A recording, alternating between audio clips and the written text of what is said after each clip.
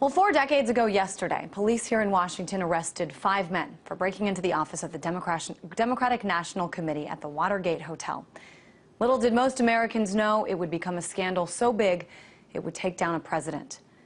At the time, though, those arrests happened with little fanfare. And soon after President Nixon was reelected, it's what slowly unraveled after his reelection that led to what we now simply call Watergate, otherwise known as the worst political scandal in history. The burglary was one thing, but what's not often discussed is the amount of money Nixon raised just beforehand, about $20 million, which would equal about $110 million today.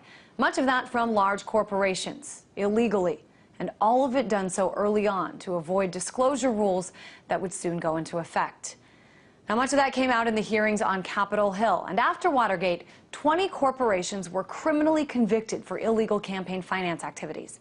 Congress then passed sweeping legislation, campaign finance reforms, that would remain in place for years. The wounds of Watergate, you could say, were deep enough. Both lawmakers and the American people felt action was necessary. What have we learned? Some would argue nothing at all.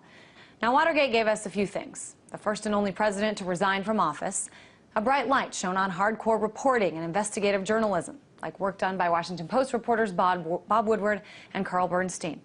And of course, it gave us the word gate attached to every modern-day scandal. Well, today, millions of dollars go to prop up campaigns of would-be office holders in secret, and it is allowed. So I think it's important when we talk about campaign finance scandals now to consider that one of them was signed, sealed, and delivered by our third branch of government, the United States Supreme Court.